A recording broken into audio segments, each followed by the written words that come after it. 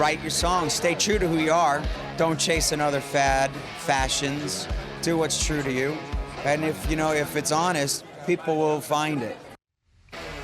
John Bon Jovi, frontman to one of the most decorated and beloved rock bands of all time, with a storied career of almost 40 years and an uncanny ability to merge the world of both pop and heavy metal. A band that was inducted into the Rock and Roll Hall of Fame in 2018. John Bon Jovi is as influential in the music industry as he is renowned. When you start as a musician, you don't really look forward. I can't see in the future, and we never have. You just say, let's just play, and you play today. If we're healthy and we're out there, you do it. It's fun. That's about it. But the huge success John and the band had started from humble beginnings.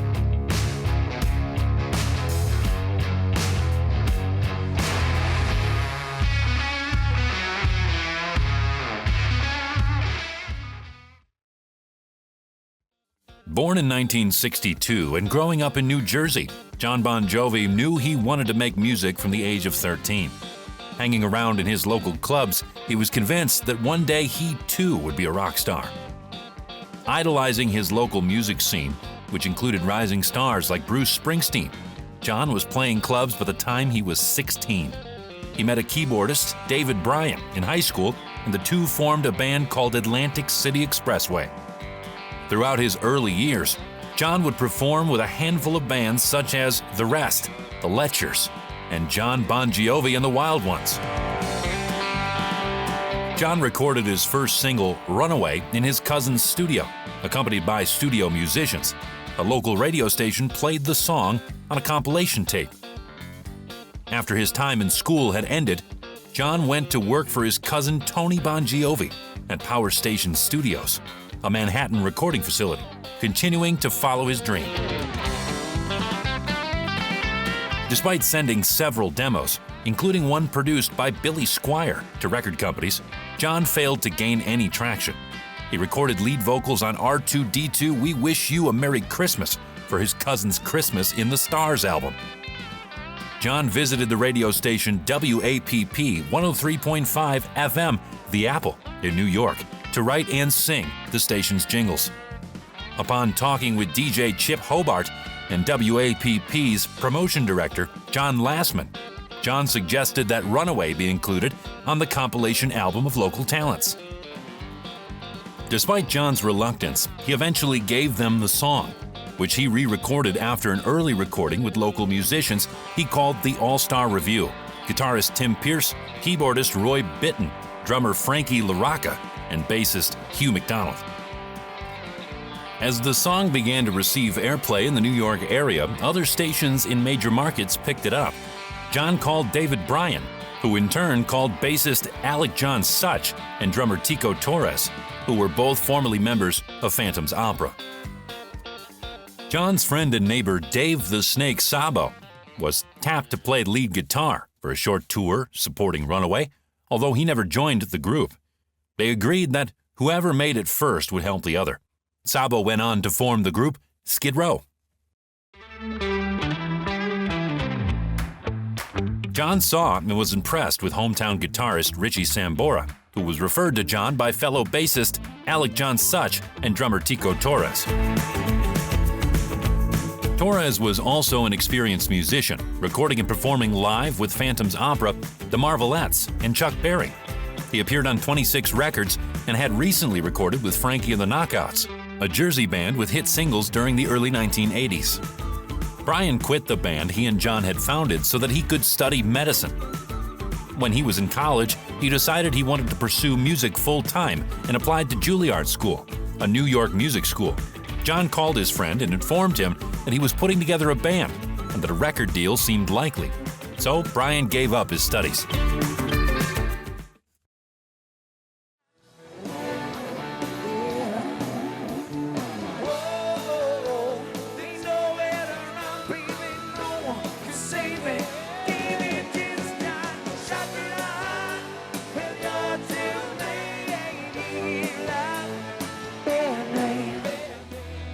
Having played showcases and opened for local acts, John and the gang caught the attention of Derek Shulman, who signed them to Mercury Records.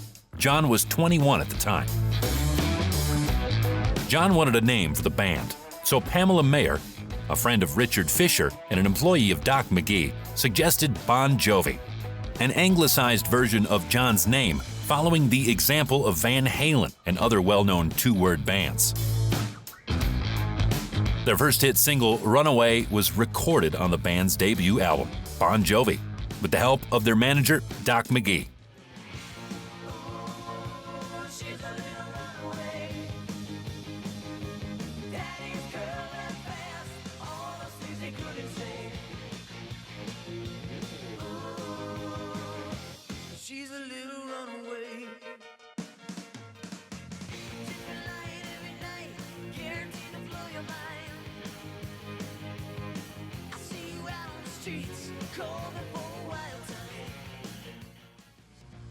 The album reached number 43 on the Billboard 200 album chart.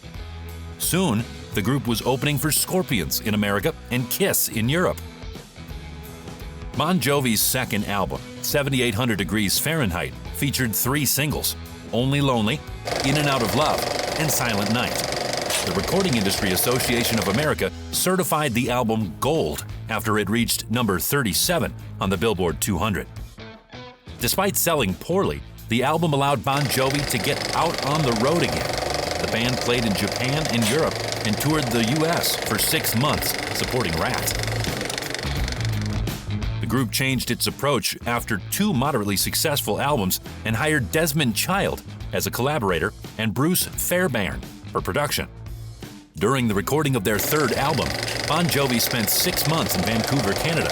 The band named the album Slippery When Wet after a trip to Vancouver's strip club. The album, Slippery When Wet, topped the Billboard 200 for 8 weeks.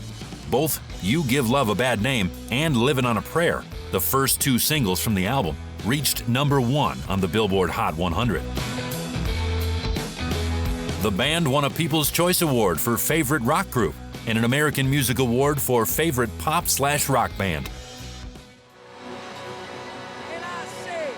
Shout it out, mean you're to blame, baby. You give love.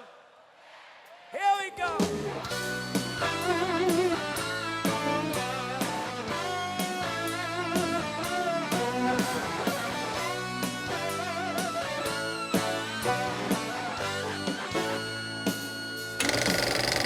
At the time of the album's release, Bon Jovi supported 38 Special, but by the end of 1986, they had performed headline shows across America and were well into a 6-month tour. Over 130 shows were headlined by the band on the tour without end. "Everything is bigger and it moves twice as fast," said John when asked what this breakthrough meant. "You recognize twice as often. This is bigger. The whole world gets bigger. You have to sell more records, be huger. You get smarter and you understand the business a little more, so it's more responsibility. You understand it now, and you want to make sure everything goes right." I like Bon Jovi. Do you know what I mean? Living on a Prayer. Slippery When Wet is absolutely genius. And he did that one for Young Guns. On a steel horse I ride, wanted. Unbelievable.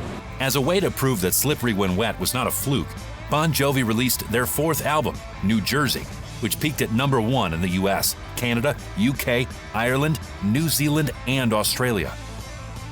On the Billboard Hot 100, the album spawned 5 top 10 singles, giving Bon Jovi the record for the most top 10 singles spawned by a hard rock album. Controversy arose when MTV banned Bon Jovi's video for Living in Sin due to his sexual content. After it was re-edited, MTV put it on heavy rotation. A massive world tour continued through 1989 and 1990. More than 232 shows were performed in 22 countries, including a sold-out homecoming concert at Giant Stadium in New Jersey. During this tour in 1989, John secretly took a trip to Las Vegas, where he married his high school love interest, Dorothy Hurley.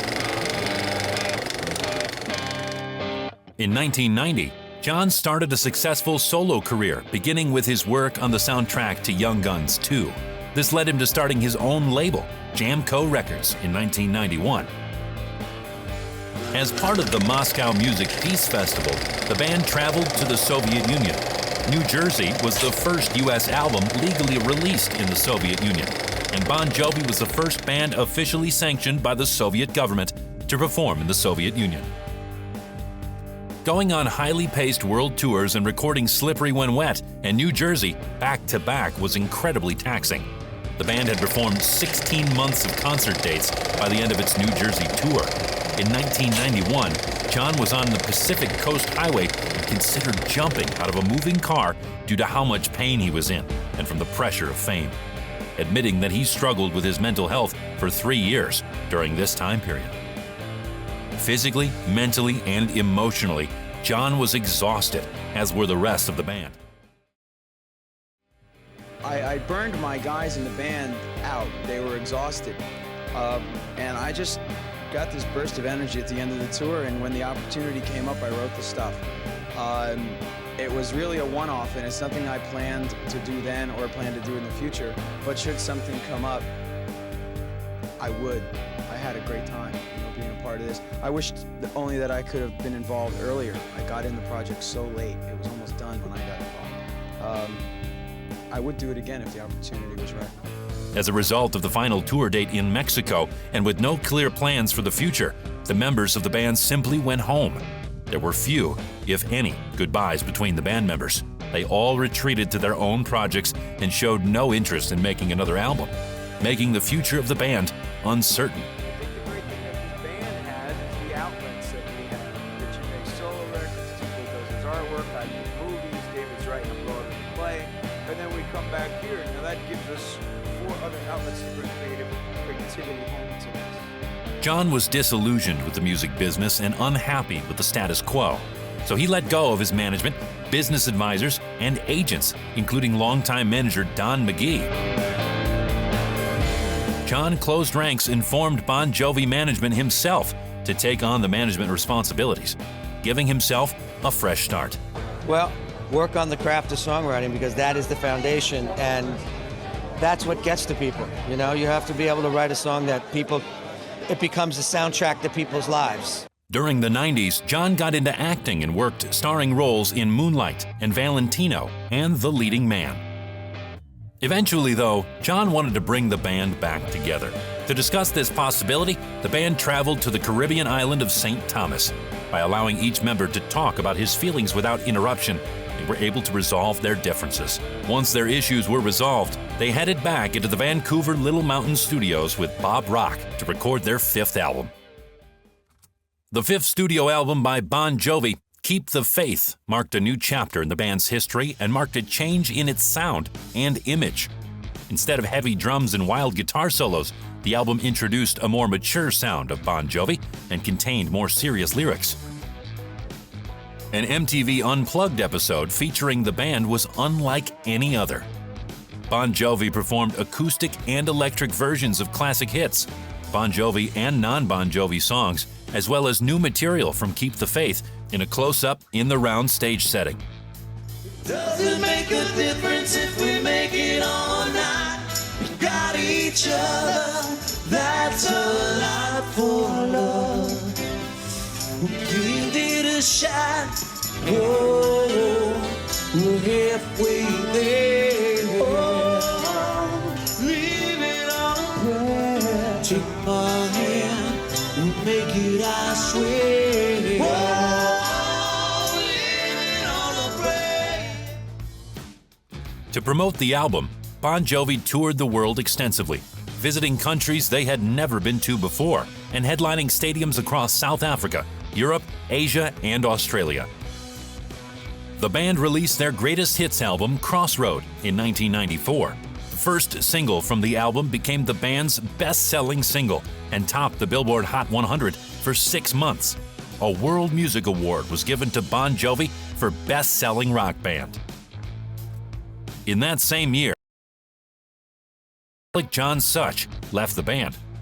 The first lineup change since the band began.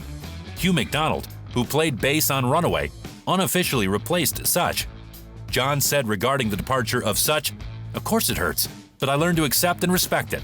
The fact that I'm a workaholic, studio in, studio out, stage on, stage off, want to be dealing with music day and night, doesn't mean everyone else has to adjust to that pace."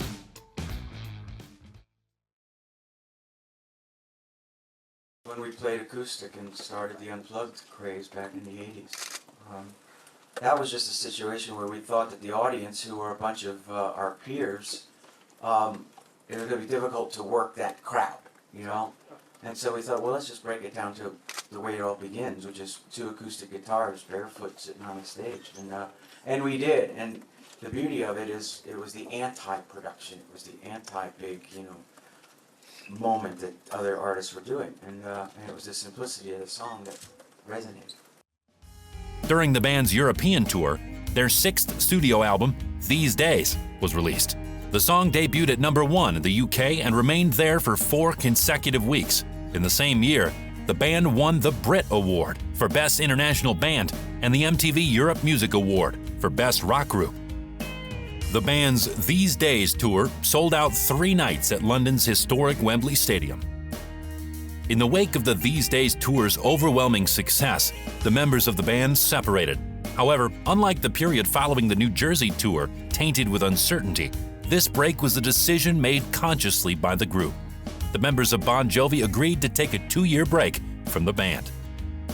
It's how you did it when you began. You write a song for you, and if people love it, they'll find it. It's really not about how many units, you know. I mean, it really isn't. We get to go out and play to the amounts of people that we're accustomed to, and you write songs that you want to share with people. So then what happens is out of our control, but it's not frustrating.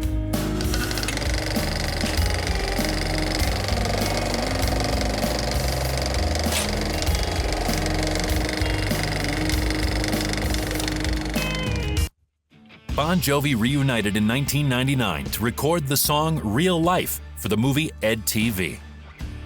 Following a nearly 4-year hiatus, during which several of the band's members pursued independent projects, Bon Jovi regrouped to begin work on their next studio album. The band's 7th studio album, Crush, was a sort of comeback. We get stronger because of the bond. You know, it was us against the world when we started out here.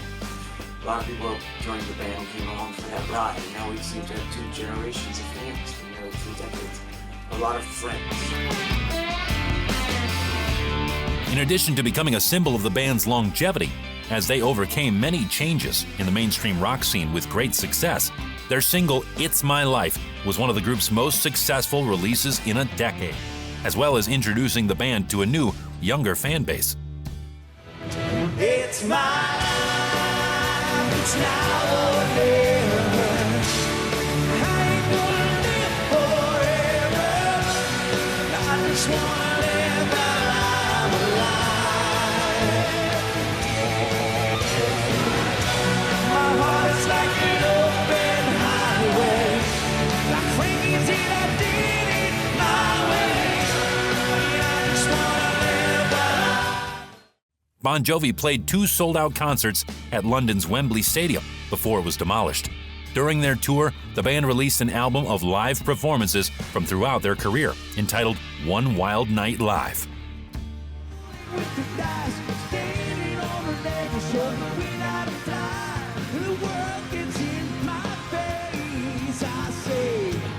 Have a nice day. Have a nice day. Take a look around and look is what it seems. We live in a broken home of hopes and dreams. Those songs were selected from Bon Jovi's archive of recorded material from their earliest days on the road right up to their current tour. John expected a brief vacation before beginning work on the 8th studio album with the gang. The world changed on September 11th, 2001. Both John and Sambora recorded America the Beautiful for the NFL, as well as filming public service announcements for the Red Cross. They also participated in the historic benefit concert, America, a Tribute to Heroes Telethon. We've gotta hold on to what we got. It doesn't make a difference if we make it or not. We got each other, that's a lot for love. Give it a shot, you hit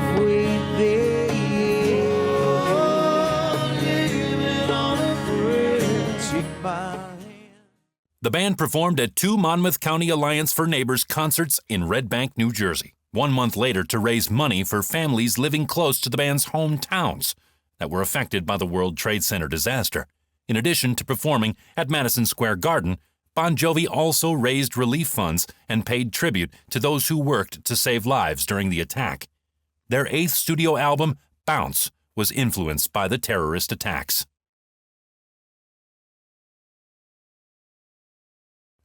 A duet version of their single, Who Says You Can't Go Home, included on the band's 9th studio album, Have a Nice Day, was recorded with Jennifer Nettles of Sugarland. This version topped the Billboard Hot Country Songs chart, making Bon Jovi the first rock group to reach number 1.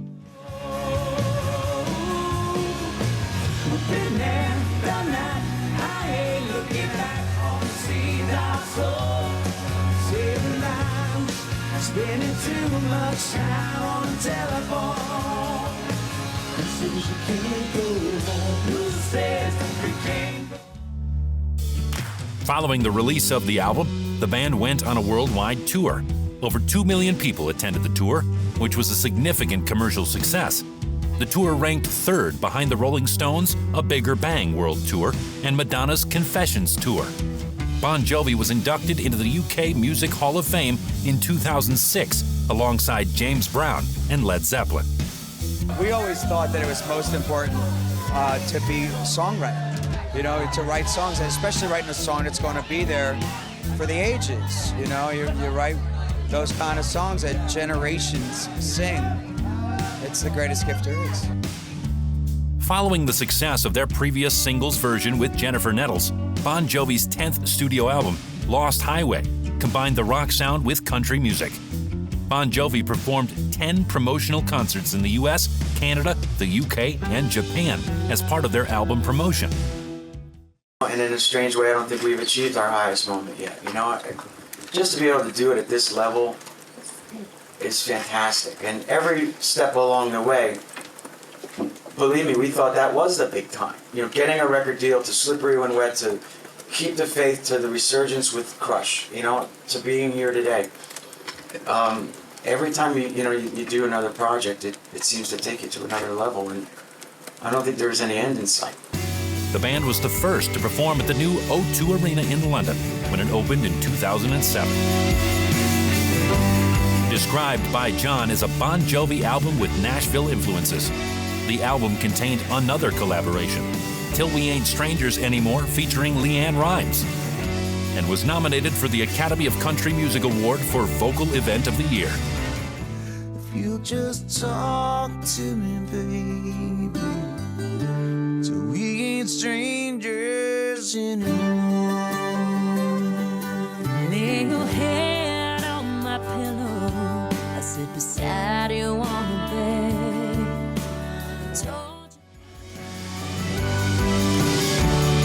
In 2009, Phil Griffin's documentary, When We Were Beautiful, premiered at the Tribeca Film Festival, chronicling Bon Jovi's ups and downs over the past 25 years, as well as following the band on a recent tour.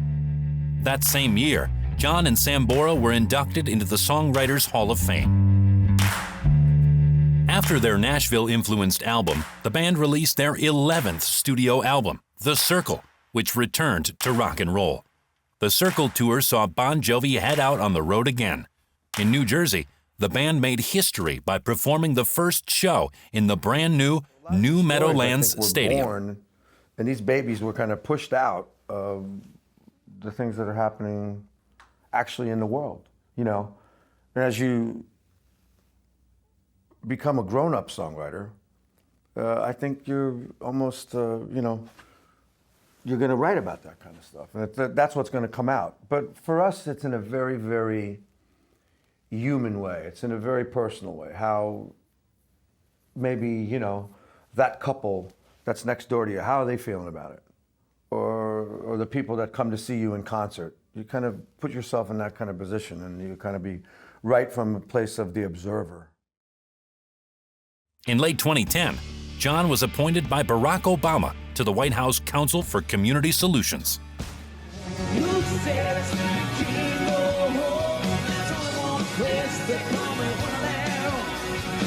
time, boy. Born on a rolling stone. Who says you can't go? Who says you can't go back? Been around the world, and as a matter of fact, there's only one place left. Wanna go? Who says you can't go? An announcement came in 2012 from John when he let the world know that the band was working on a 12th studio album. And in a live performance, John played an acoustic version of one of the songs that would appear on the album. A new concert album by Bon Jovi called Inside Out featured content from previous tours. The album was screened at movie theaters along with a question and answer session with the band members. You know what? If you're smart, every day is a memory. There are things you just got to see them flying by. You know, it's being a songwriter. It's the closest thing to immortality that we're ever going to see. You know, I've never felt competition. I guess, even as an artist, I think I've never really felt a competition with anybody else. I think that we're running our own race. Interestingly enough. I think it's almost like if you get into that competition race with somebody else, you're not really being yourself. You're kind of drifting into their lane a little bit. You know what I mean? So, all you can do is really the best you can do. So if you look at, personally, that's the way I've always been. If you're doing it that way, and then, if somebody jaunts ahead of you in that particular race, well, they do. And then a year later, you're ahead of, it's just, it's about how the songs are affecting people, and that's what's going on. So, By 2013, Sambora departed the band's ongoing tour for unspecified reasons. Session guitarist Phil X filled in. Phil X previously replaced Sambora for several 2011 dates. Despite rumors that Sambora had been fired, Phil X stayed on for the remainder of the tour. Both Sambora and John later denied the claim. John told a reporter that Sambora had officially left the band. John, however, continued the band without him, and they were nearing the end of writing songs for their next studio album, their first without Sambora. Bon Jovi released twin lead singles for their compilation album Burning Bridges in 2015. Most bands would just put up posters, maybe take out a few adverts to say they were coming to town. Not Bon Jovi.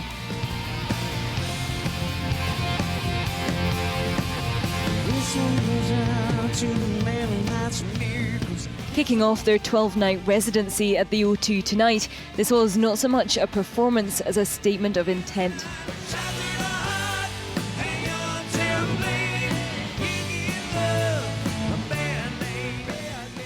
You know, people have always said about Bon Jovi, we'll play anywhere, and if you don't have electricity, don't worry, we'll bring our own. Case in point, the roof of the O2.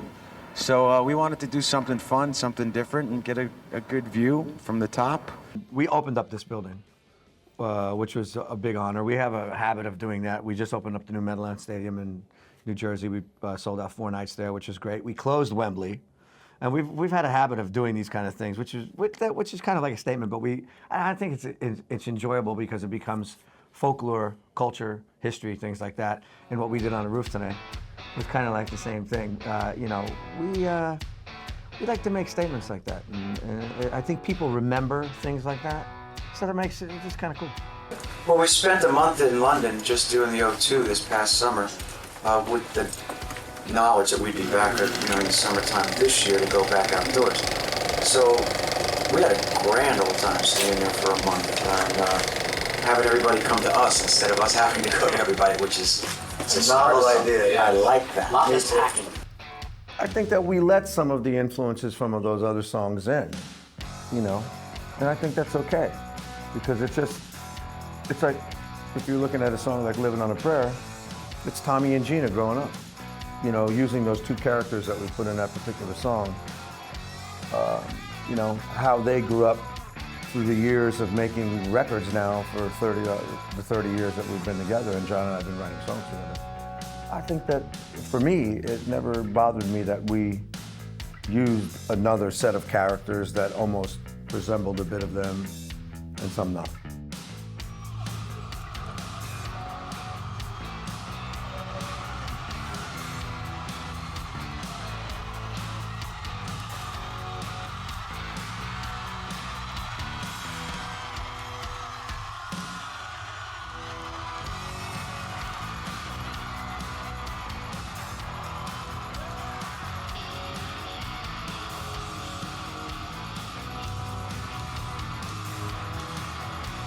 I don't think we put any pressure on ourselves in those situations. You know, that'd be the last thing you'd want to do.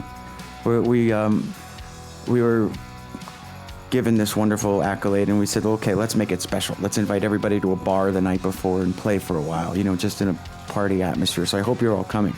But then tomorrow is just a means to the way back, you know, west. We're heading back home. So tonight's more of the celebration and the party. Tomorrow is look good for the cameras, hope they don't unplug the monitors, and then, you know, journey on. I don't think you can put that kind of pressure on yourself. Yeah, it's never a pressure. It's a pleasure to play. It's fun. I'm on the road now. We're finishing our residency here at the O2 on Saturday evening. This is probably, we're somewhere in the show number 52 or 53 of our tour at this point. We're looking at probably 150 shows. I have another 100 shows left in 30 countries all over the world. There'll be a new greatest hits package coming out with 5 new songs for Christmas. And we'll be back in Europe for the summer of 2011. I think we have 40 stadiums that are booked right now, and I'm sure that'll grow. So, you know, for me, the music side is pretty busy. I think that, you know, you have to increasingly, the way the music business is changing at such a quick pace. And, you know, speaking about it from my terms, it's impossible to know the impact of your record. You know, you cannot, it's not by sales anymore. You know what I mean? What is it? How many people hear it? Is it 3 times? Is it 6 times? Is it 12 times? Who knows? There's no way to have that data to actually know how much you're impacting. You know, I think that, you know, doing the interactive thing that we've done with this record and the app, in a way we've tried to trick people into nostalgia to actually get the physical copy of the record, because it's going to change every show that we're on the road. There's going to be some new thing that's going to be coming out of that, which I just thought was a brilliant idea. It wasn't mine, unfortunately, rats. But, you know, I think that's, for me, you know, I'd loved having that album cover. I couldn't wait to get it and see what the credits were and who produced it and who played what and what happened here and what happened there. And maybe this will put people into that mode again, you know. But that's our generation, you know, particularly, I think. And maybe one behind us and hopefully 2 behind us. But now, I mean, you know, speaking about my daughter who's 15 and a half years old, the whole album experience is almost gone. It's all a playlist of cherry-picking songs that she likes off a specific artist's record. Not that it's wrong or right, it's just the way how the business is now shifted, you know. And, you know, I mean, album, to me, an album is a whole work of art, in a way, for a musician. You know, that's the only way I know how to do it. I have to surround the concept of what I was trying to do, you know. On my last solo album, I made it a very specific. I did a whole limited edition run with the whole record on vinyl, obviously. Released twin lead singles for their compilation album Burning Bridges in 2015. According to John, the album served as a fan record to tie in with an accompanying international tour. The studio albums of Bon Jovi, spanning their 32-year career, have been remastered for vinyl release by Island Records and Universal Music Enterprises. After winning the final ballot with over 1.1 million votes, the band would be inducted into the Rock and Roll Hall of Fame in 2018. At the Rock and Roll Hall of Fame induction ceremony, John invited Sambora and Such to appear with the band.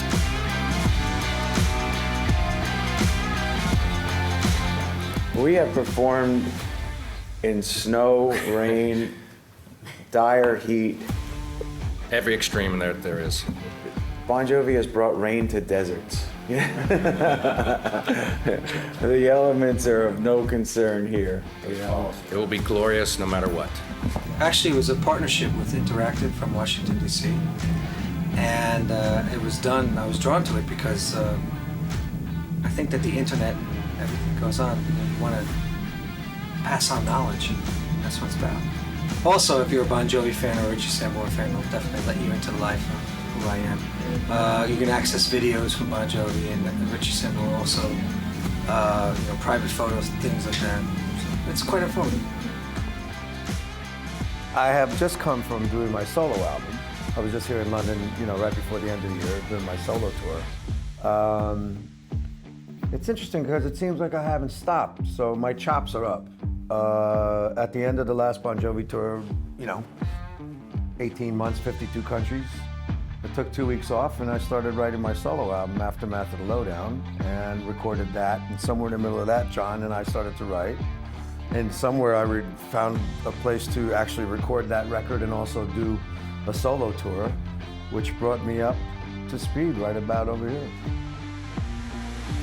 What you say, you promised me heaven and put me through hell.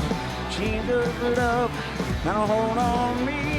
When passing the prison, you can't break free. Oh, you're not in time. Yeah. Whoa, you know it right. No one can save me. Baby, this time, shut your eyes.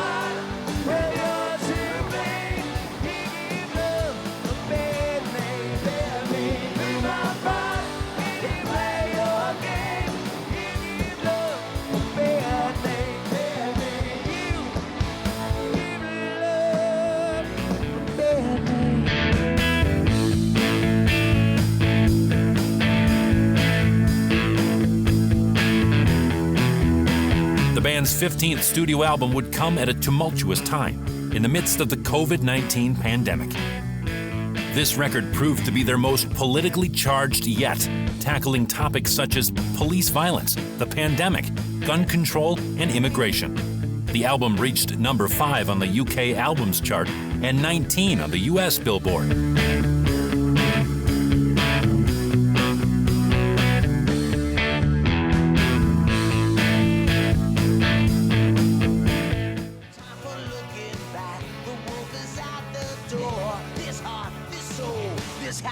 For sale. I said each stone and I hammered each nail. This house is not for sale. When memories live and my dreams don't fail. This house is not for sale. Cut it off. I cut it off. You know, when you start as a musician, you only look for it. I can't see it.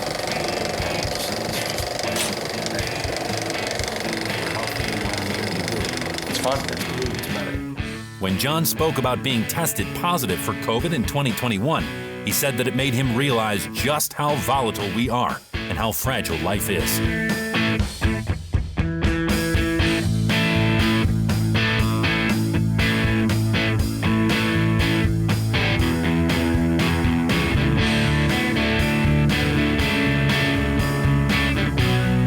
John has been known in the past for being outspoken when it came to politics, so it came as little surprise when he performed a cover of the Beatles song, Here Comes the Sun, as part of President Joe Biden's inauguration event. Here comes the sun, doo-doo-doo-doo.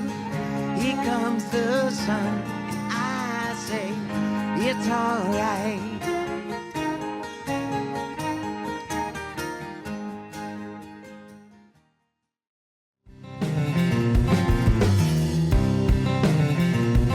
The death of founding band member Alex John Such was announced by the band on June 5th, 2022. The relevancy of Bon Jovi is still seen today, with a viral video made during the Russian invasion of Ukraine, showing the residents in Odessa fortifying defenses, while a drummer played It's My Life, showing the importance of the band and this track, even to this day.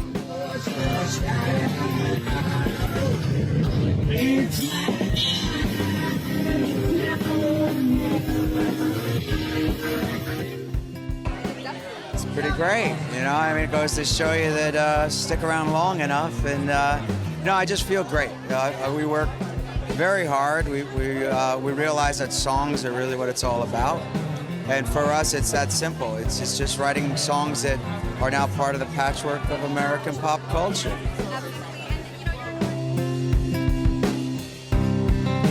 I think the reason that we're still around is that you know, our audience grows with us. So, and we're writing about them, essentially. I mean, that's, as a songwriter, you know, I think the essence of songwriting is communication. You're trying to communicate, or you're trying to reach out and find some common ground with who's listening to the song, and if they get it, then it becomes the fabric and the soundtrack to their lives, which for me, many songs and many artists become the soundtrack of my life, and today it still continues, it never stops. You know, if you're a music lover and an avid music listener, you're always going to get hit in the heart by someone that I feel like that, or that feels like me, you know, that kind of thing. So when a songwriter and an artist be able to hit that kind of plateau, it's a fantastic thing. It's a privilege.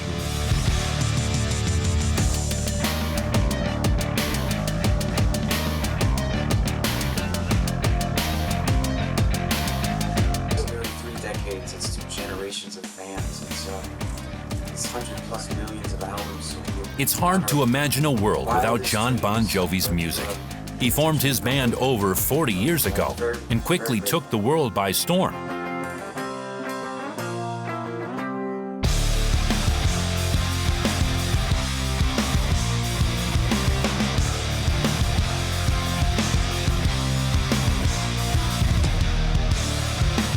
While a lot has happened, good and bad, the band has stayed together through it all, and only time will tell what comes next.